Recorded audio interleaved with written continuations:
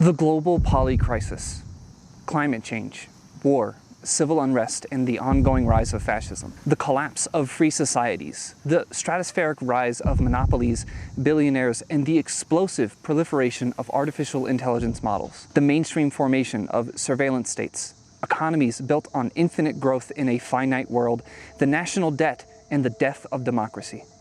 And then there's you, caught in the middle of conflicts that you never had anything to do with. All you want is to live your life freely, to have enough food, water, and shelter, enough freedom and safety, the opportunity to enjoy your ever so limited time on this big blue dot gently heated by the star at the center of our solar system. The apocalypse is screaming louder than ever, and those so-called doomsday preppers that we used to joke about are seeming a little less crazy with every passing day. When I was younger, I loved the aesthetics of doomsday shelters and bunkers. Maybe it was some kind of weird psychological thing, but I liked the idea of owning this extra space someplace underground, stocked with food, and safe from the outside world. I also liked the idea of independence and autonomy. These people had the skills and knowledge to survive the harsh reality of a post-apocalyptic world. My inner Boy Scout found that fascinating, but today, my inner punk rocker has found doomsday prepping interesting for a completely different reason. It's their faith, their absolute certainty that something is coming, and that rather than ignore the voices in their heads that call them to action, they actually prepare. I mean, look at this. Both preppers. I would say that we both had that mindset, and then bug out bags, water filters, tactical gear, body armor. Okay. I think up to 42 seconds into this video, it's actually all very reasonable. But I am already hyped as fuck for this. Josh and Rachel's bunker is 1,600 cubic feet. Oh, dude, I just think it's so comfy. Hours of breathable air. Am I the only one that thinks that this is comfy? This would give them ample time to survive the immediate effects of a 1,400-degree fire burning a bunker. Sure. Again, I'm not personally an apocalyptic catastrophist, doomsday prepper person. I think I'd much rather spend my activist time and energy into making the world better as opposed to just worrying about it getting completely out of hand worse. But again, the aesthetics are cool. There are aspects of this sort of intersectional idea of like ingenuity and MacGyverism of like, oh, I know what chemicals are useful for what, and I know basic, applied chemistry and I like survivalism, that's for certain. Last for the four of us. We're concreting it to make it fireproof, to make it very strong, very secure. A geodesic dome is constructed using an open framework. It'll be safe from an earthquake. We can sleep in it? We could. Okay, so like it's a mindset where this guy is afraid of an earthquake. He believes it so deeply and so seriously that he's actually going to go out of his way to do something about it. Not tomorrow. He's not planning on like, I'm going to be so ready to do stuff after. He's like, I'm doing stuff now. To those in need. After an earthquake, people are going to need medical supplies. I want to be able to provide some of those services to my neighbors. Whoa, this has gone from prepping to actual prefiguration. It just wasn't, it's a word that came out that kind of got popularized by one dude in the 80s, late 1979 or so. This clip right now is really exciting.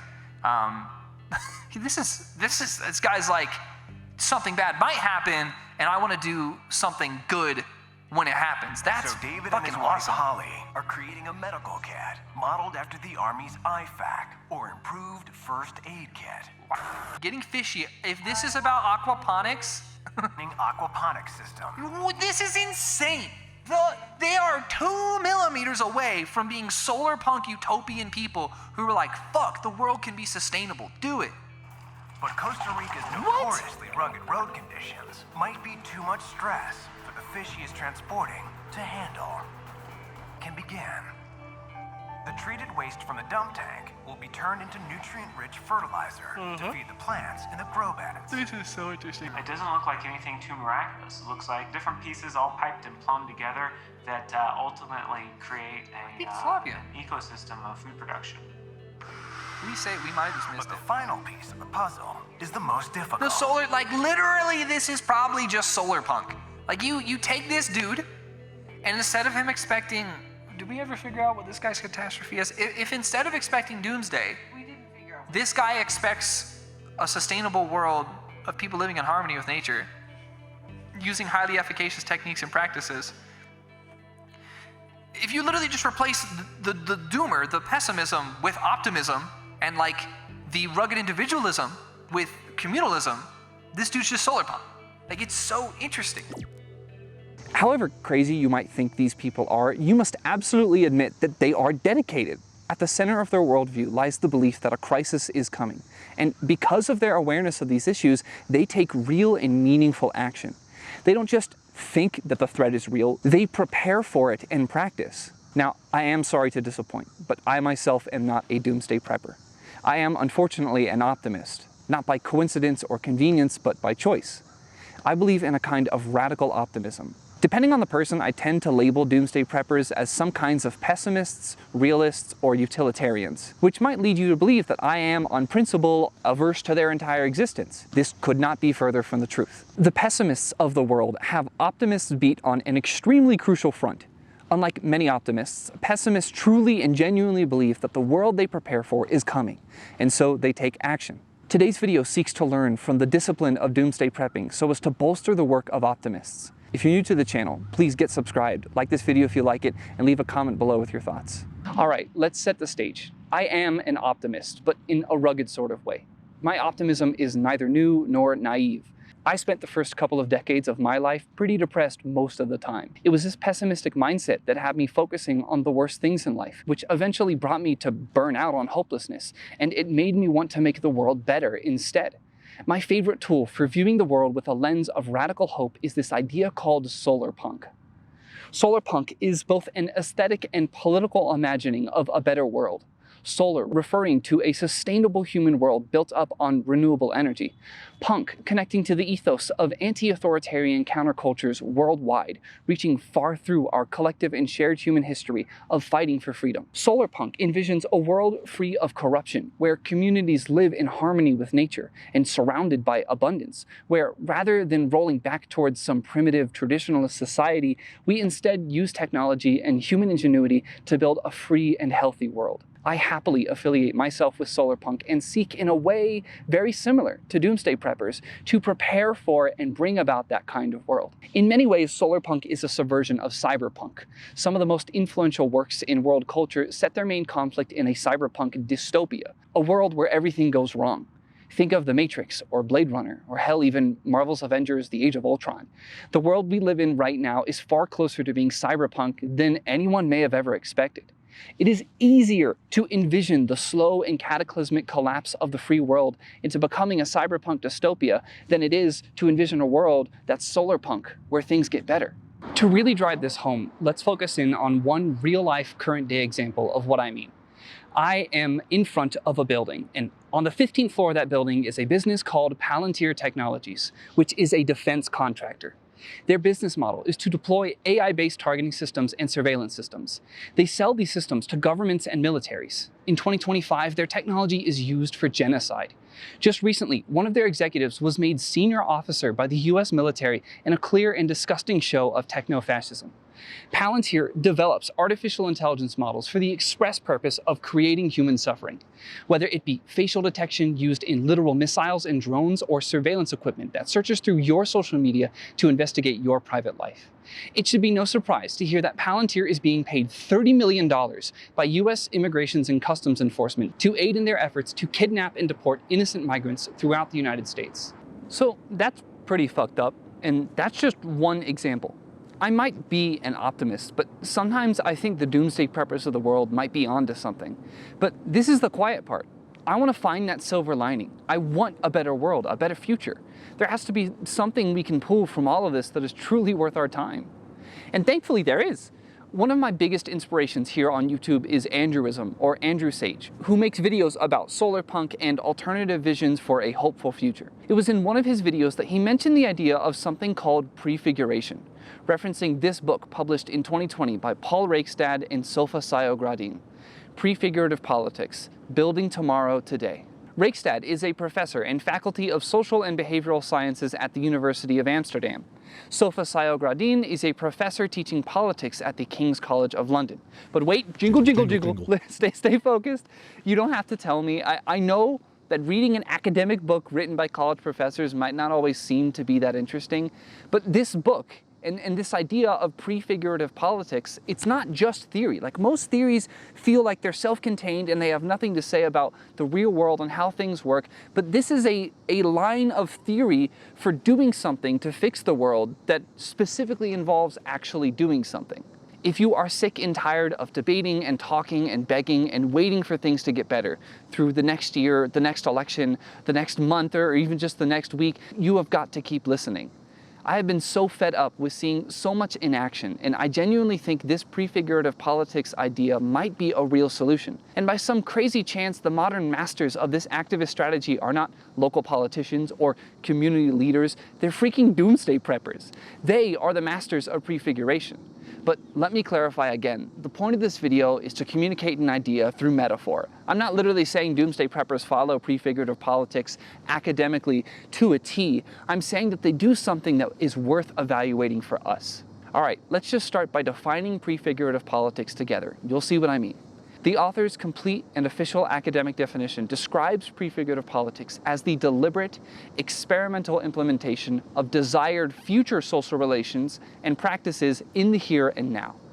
And that leads me to an important clarification. I don't want this video you're watching right now to just be some sort of book report.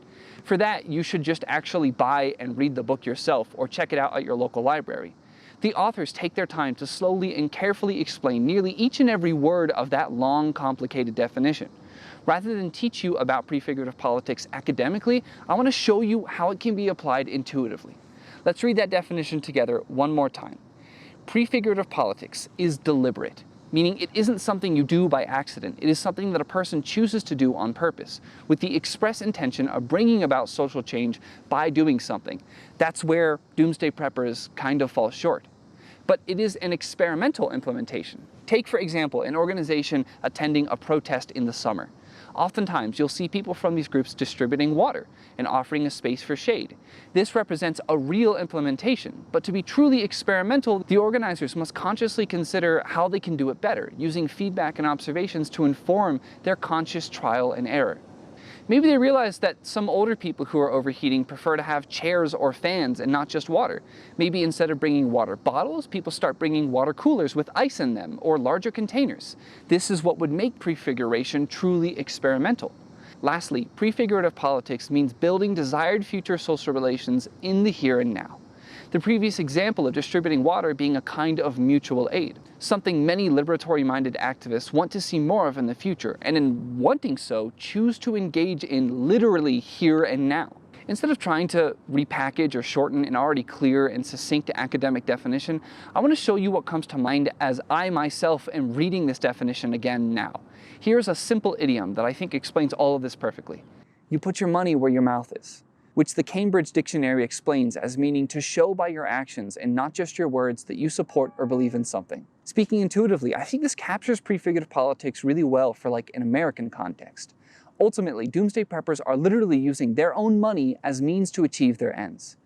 Now, in my own act of prefiguration, in my own attempts to mirror a social relation for the future in the present that I believe in, I don't like tying everything up in money and the economy. So I think less than putting your money where your mouth is, I think prefiguration is about using your will and autonomy as a person to actively pursue a better future by practicing what it is you believe in. It's a kind of prefiguration to be careful about your language and ask yourself, do I always want to tie everything up in money? Or do I want a future where we don't have to always think of, oh, will is equal to spending money? I don't like that. So in my own act of prefiguration, let me clarify. I like the idea of putting your money where your mouth is, but maybe it's not about money. Maybe it's about putting your actions where you speak them. In the book, the authors describe this dedication and pursuit as being committed to prefigurative politics means being committed to the idea that if we want to replace certain social structures, then we need to reflect some aspects of the future structures we want in the movements and organizations we develop to fight for them in the first place. Again, going back to this idea of distributing water at a summer protest, this is a kind of mutual aid, a social arrangement where people help and support one another, not based on the merit of profit, but on the merit of mutual benefit through altruism. If you want your protest to be heard, you're going to need a lot of people to be out and protesting for a long enough time to really be seen. To do this, you might hand out water to the elderly, the overwhelmed, or just plain thirsty. If you believe in a world where not everything has to come down to money and profit, mutual aid is something you do, something you might prefigure in pursuit of that better world. In fact, I myself once captured an interesting moment at a protest of a person distributing water while police officers harassed protesters in the background. I felt it was the closest example of prefiguration I could possibly think of, much less capture live on video in front of me. Another idiom prefiguration reminds me of is something you've definitely heard as a student and that I myself have said many times as a teacher. Practice makes perfect, which can be amended so as to say praxis makes perfect. Practice does make perfect, especially when performing is practice. When I was teaching, I loved using the analogy of game day, the moment where you take what you've learned off the field and bring it into practice, where even game day itself becomes itself more practice. Nobody can get good at playing goalie in soccer if they've never actually stood in the center of their goal with their hands up and their focus ahead of them. Sometimes people don't even believe in their abilities at all until they've tried, until they've put it into practice. I mentioned it earlier that rather than being a doomsday prepper, I hope for a better day, a better world. Think of how many people you know that have completely given up on society as a whole. They just drift along and don't even have any hope. They don't believe in voting or community decision making. They don't believe in charity. They don't think anyone but themselves has their interests at heart. Oftentimes, those very same people haven't had a chance to even experience what it means to live in harmony with their community in the first place. They don't believe in the possibility of a stable world where kindness and equality thrives because they haven't had a chance to experience those ideas personally. It's for this reason that many people believe in volunteering as a kind of prefiguration. The authors make note of this in saying, you have to experience it for yourself. In fact, as we will see, one of the most prominent arguments for prefigurative politics is precisely that it can show you something that can't be properly explained through words alone. What free, equal, and democratic forms of social organization might really be like. You see, prefigurative politics can be applied in a lot of contexts. It can inform how things like activist groups and political parties structure themselves. If you believe in the power of the people, it may make sense to have the decisions being made by your party decided by a vote. Whether that be a simple majority, a supermajority, ranked choice voting, or star voting, the point is that you cannot run a liberatory movement by making your leaders into monarchs and dictators. Your means must match your ends. Prefiguration extends almost necessarily beyond the formal structures of organizations. It extends into our own personal lives. Contradiction is king. Hypocrisy is the problem. Some of the craziest headlines you'll read involve supposedly kind or moral people engaging in horrid acts of moral depravity. Whether it was Martin Luther King Jr. supposedly cheating on his wife, or Donald Trump, the protector of children, quite literally appearing many times over in the Epstein files. You can't go around wanting and hoping for a less sexist world as a dude when you haven't taken 5 or 10 minutes to consider your habit of talking over women. Prefiguration can be, in a real way, really iterative, or as the authors describe, an experimental act of self-discipline, of self-alignment between what it is you think you believe in and what you actually do yourself in practice. Time continues to move forward, and sometimes it can feel like the person you are today only ever has a loose grip on who you may be tomorrow. Prefigurative politics bridges that gap between the present and the future, and in the case of Doomsday Preppers, the bridge they've built is ironclad. But before I get back to Doomsday Preppers, I want to talk for a second about hope as I attempt to separate myself from the prefiguration of catastrophists and instead tell you the ways in which that prefiguration is doomsday prepping for optimists. Hope and optimism are both pretty vague and sometimes empty terms. They're cool and all, but they're just not focused enough to make a worldview out of. Take your average local politician or community leader. How often does their definition of fighting for a better future just end up being someone fighting to keep things from getting worse? Radical hope and radical optimism are more than wanting to keep things the same. They are a systematic mission dead set on making a better future actually happen. Prefigurative politics isn't about maintaining or stabilizing the current cycle, it's about breaking it altogether. Or as the industrial workers of the World Union once described, in forming the structure of the new society within the shell of the old. Let's look back one more time at Doomsday Preppers and sum up what it is we can learn from their activism, their praxis, and how they mirror a kind of prefigurative politics from an unexpected place. What have we fundamentally learned from Doomsday Preppers, and why should we listen to what they model, even if we don't necessarily listen to their catastrophism? Doing things with the expectation that those things you do are part of the future you want, right? So they believe in preparedness. They believe in, like, I don't want to be caught, you know, with my pants down, so to speak. Famous, wonderful American idiom. But they don't want to be caught with their pants down. They don't want to be caught unprepared and off guard. And they truly believe that this catastrophe is coming. And so what do? They practice the skills they intend to use in the future today. That is prefiguration. And even if a lot of their activism is isolationistic, even if it is ruggedly individualist, even if it is a kind of turning your back on society, I think if you just swap around a couple of things, if you instead take people like this and you have them oriented towards a better future where they get what they want and good things happen. I know obviously there's kind of a type of really out of touch true online internet doomer, you know, who like romanticizes post-apocalyptic fiction like Fallout 4, which is a game I like. But I don't want Fallout 4 to happen. I want like a utopian future, the one we were promised to happen. That's what I want. And so what I ask myself and what I think a prefigurative or hopeful or solarpunk person should be asking themselves is, how can I take this energy? How can I claim this energy of being like, I so thoroughly believe in the capacity for humans to organize in solidarity and without hierarchy and without corruption. I believe so thoroughly in these things that I am actively going to practice doing them today because I value them. And I expect them to be part of my future that I am fighting for. It's not just like a blind faith kind of hope. It's like, hey, I'm building tomorrow today. Once more, prefigurative politics is defined as the deliberate, experimental implementation of desired future social relations and practices in the here and now. Doomsday Preppers embody the latter half of that definition perfectly. They plan and prepare and practice for a future that they expect. They might not always desire the apocalypse, but they certainly believe that the powers and systems of the world today will bring about the future that they expect. And in kind, they prep, they prepare. They learn the practices and skills they need to live in that future world. But instead of mutual aid, the thing they're ready for is first aid, or bartering instead of a library or gift economy. Where preppers go wrong is in their conclusion that the systems of today are too big and too broad to even try to change in the first place. A prepper does not believe that they can change the cataclysm that has yet to come. They don't prep with the deliberate and experimental goal of bringing about a better world. They prep only so that their world doesn't get worse. And with that being said, I don't know if I can bring myself to criticize them much more. I can't say I would disagree from my own position, however egoistic and selfish that is. I can't really easily say that there's anything wrong with wanting wellness for yourself and your family. I just think that there's a sort of isolationism built into doomsday prepping that prefigurativists really shouldn't lean into. Where I stand firmly is in my belief that we can fix things, that through struggle we can change the world. That fight for freedom, for autonomy, for liberation, and peace and harmony and sustainability for all people.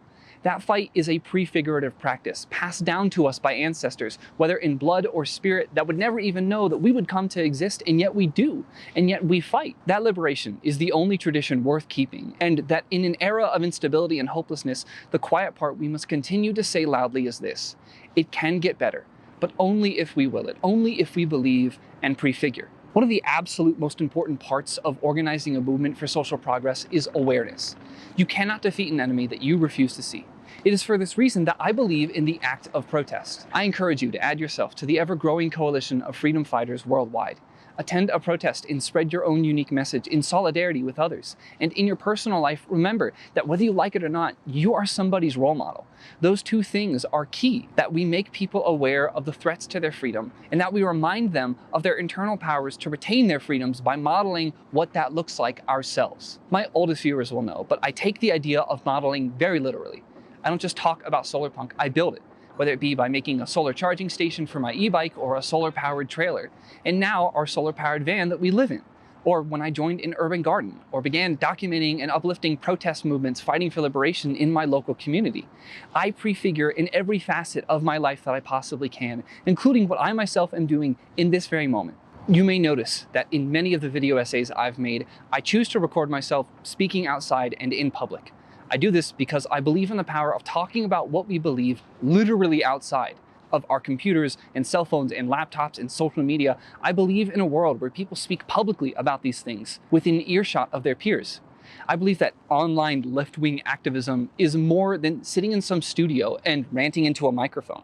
I believe that what I model echoes forth. And more than ever, touching grass is something we need to see our role models doing a lot more of. If you like this video, be sure to like it. Get subscribed to see more of my work. Share this video across social media. Leave a comment with your thoughts. And thank you for watching. Take care. Bye.